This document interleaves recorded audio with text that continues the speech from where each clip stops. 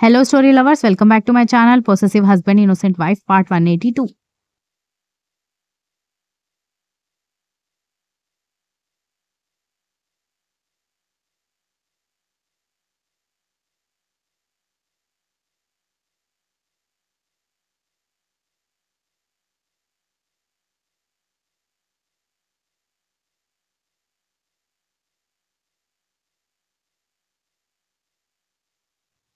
అప్పటికే కర్ణ విసిగిపోయి లిస్టు చెప్పడం ఆగిపోతుందేమోనని దక్ష వైపు చూస్తుంటే ఆమె మాత్రం బీరకాయ పీచు చుట్టాలందర్నీ గుర్తు చేసుకుంటూ ఎక్కడెక్కడున్నారో బుర్రకి పనిపెట్టి మరీ జ్ఞాపకం చేసుకుంటూ వాళ్ల పేర్లు మొత్తం లిస్టు రాయిస్తూ ఉంది.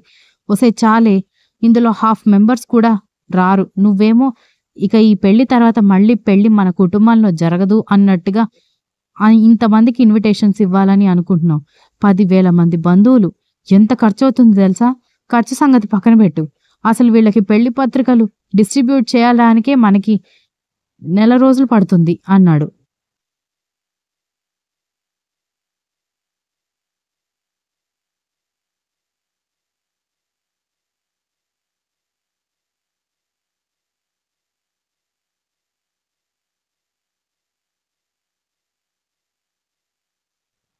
అదేంటండి అలా మాట్లాడతారు? ఒకళ్ళని పిలిచి మరొకళ్ళు పిలవకపోతే ఫీల్ అవుతారు కదా అనగానే, దగ్గర వాళ్ళు ఫీల్ అవుతారు, దూరంగా ఉండేవాళ్ళు ఎందుకు ఫీల్ అవుతారు? దానికి తోడు తెలంగాణ ఆంధ్ర కాకుండా అన్ని కంట్రీస్ కవర్ చేసేస్తున్నాం. అయినా ఇంతమంది చుట్టాలున్నారన్న విషయం నేనే మర్చిపోయాను. నీకెలా గుర్తున్నారే అని అడిగాడు బిక్కమొహం వేసుకుని.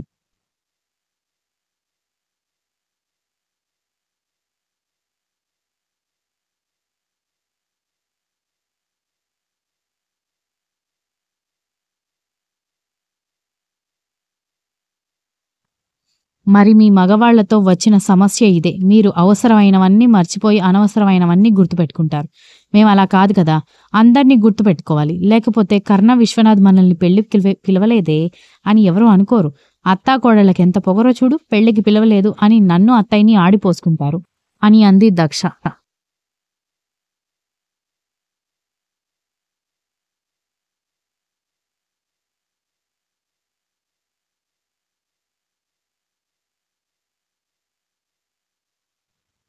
అయితే మాత్రం రావడానికి వీలు లేని వాళ్ళకి కూడా వెడ్డింగ్ కార్డ్ ప్రింట్ చేపిస్తే వాళ్ళకి ఇవ్వడానికి నేనెక్కడికెళ్ళాలి అనగానే, కొరియర్ చేద్దాంలేండి అనగానే, ఆహా ఇప్పుడు కొరియర్ చేస్తే పెళ్లి రోజు చేరుతుంది, అప్పుడు కదా ఇంకా ఎక్కువ తిట్టుకుంటేది అనగానే, అబ్బా అవన్నీ నేను చూసుకుంటాను, కానీ ముందు మీరు లిస్ట్ ప్రిపేర్ చేయండి అని అంది దక్ష.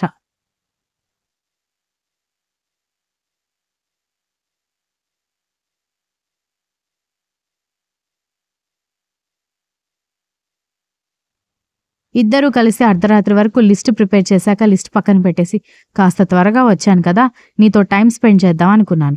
ఈరోజు నా టైం అంతా తినేశావు. నీకు మొగుడు పట్టడు గాని ప్రపంచంలో ఉన్న ప్రతి ఒక్కరూ కావాలి అనగానే, ఏంటండి ఆ మాటలు?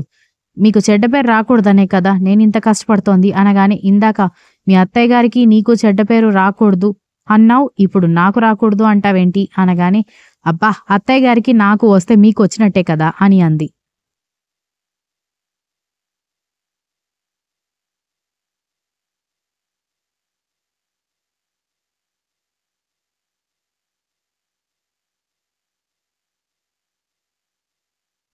మాటలు నేర్చిన కోడి ఉస్కో అంటే కాస్కో అందంట.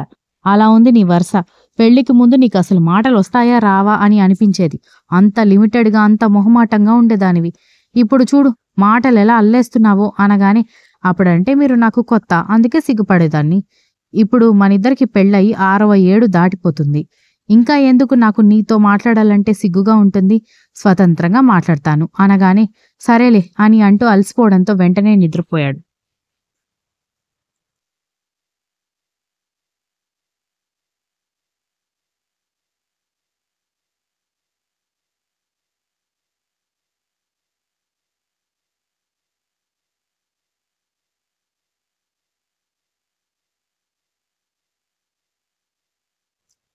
ఫంక్షన్ హాల్ బుకింగ్, బంధువులని పెళ్లి కార్డులు ఇచ్చి పిలవడం, పెళ్లికి ఏర్పాట్లు, భోజనాలకు ఏర్పాట్లు మొత్తం కర్ణ వాళ్లే చూసుకున్నారు.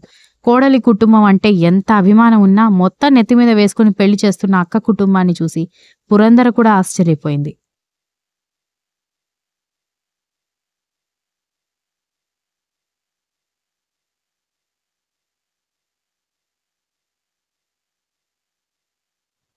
ఆ రోజు సౌమ్య కోసం చేయించిన నగలు చూపించడానికి వసుంధర తన గదిలోకి పిలవడంతో అక్క నగల సంగతి పక్కన పెట్టు, నీకెందుకు దక్ష వాళ్ళ అమ్మా నాన్నల కుటుంబం అంటే అంత అభిమానం అని అడిగింది.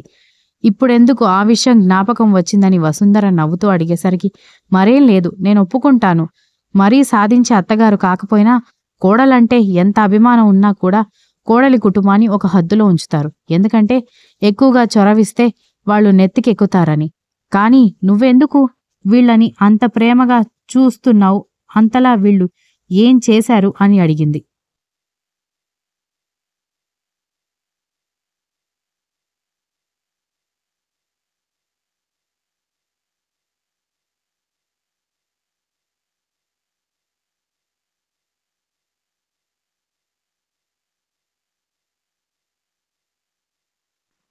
కొంచెం చొరవిస్తేనే నెత్తినెక్కి ఆడేవాళ్ళు చాలా మందున్నారు. కానీ మేమెంత ప్రేమగా చూసుకున్నా, ఎంత అభిమానం చూపించినా, ఎంత డబ్బిచ్చినా సరే వాళ్ళిచ్చే రెస్పెక్ట్ అలాంటిది, వాళ్ళు చూపించే మర్యాద అలాంటిది.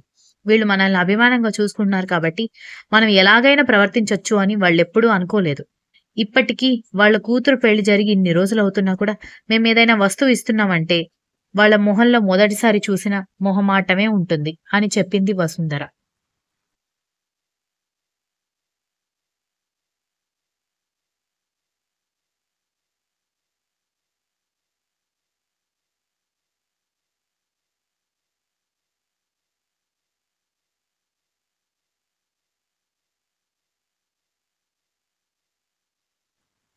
అదంతా ఓకే. కానీ నీకెందుకు అంత ప్రేమ అని అడుగుతున్నాను అనగానే, వియ్యంకుడు అయినంత మాత్రాన భాస్కర్ గారు మా దగ్గర పని చేయాల్సిన అవసరం లేదు.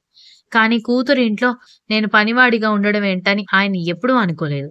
ఆయన వృత్తి ధర్మాన్ని ఆయన నిర్వర్తించారు. ఇవన్నీ పక్కన పెడితే కర్ణ మాకొక్కడే కొడుకు.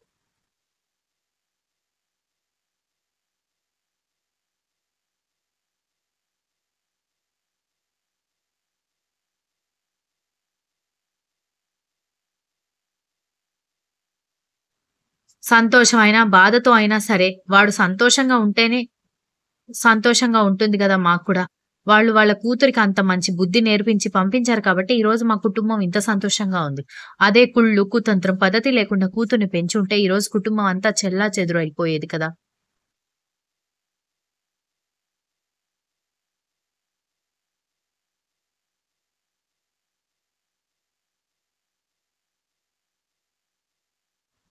అత్తయ్యని, మావయ్యని చూసుకోవడమే కష్టం అనుకుంటే, వాళ్ళ అత్తగారిని, మామగారిని కూడా చూసుకోవడం మరింత కష్టం. కానీ, మా అత్తయ్య, మామయ్య ఎప్పుడొచ్చినా దక్ష విసుక్కున్నదే లేదు. ఇంకా చెప్పాలంటే, నాకంటే కూడా దానికి వాళ్ళంటేనే ఇష్టం. మా ఇంట్లో ఎలాంటి మనస్పర్ధలు రాకుండా, ఎలాంటి మనస్పర్ధలు సృష్టించకుండా, మమ్మల్నందరినీ వాళ్ళ అమ్మా, నాన్నని ప్రేమించినట్టుగా ప్రేమిస్తోంది. ఇంత మంచి కోడలికి, తన తల్లిదండ్రులు కూతురికి పెళ్లి చేయడానికి ఇబ్బంది పడుతున్న టైంలో హెల్ప్ చేయడం కంటే, అత్తింటి వాళ్ళుగా మేం తీర్చుకునే రుణం ఇంకేముంటుంది అని అడిగింది వసుంధర.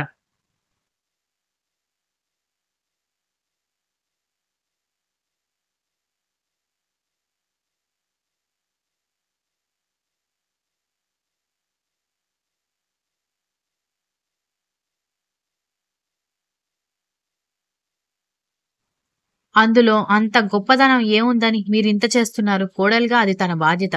దాన్ని కూడా వింతగా, విచిత్రంగా చూడాలా? అనగానే ఎంతమంది కోడలు వాళ్ళ ఇంట్లో మనస్పర్ధలు రాకుండా చూస్తున్నారు? నేను మా అత్తయ్య తల్లి కూతురుగా కలిసిపోయాం. అలాగే నా కోడలు కలిసిపోయింది. 3 తరాల కోడళ్ళు కలిసి మెలిసి ఉండడం ఎంతటి అదృష్టమో నీకు తెలీదు పురందర.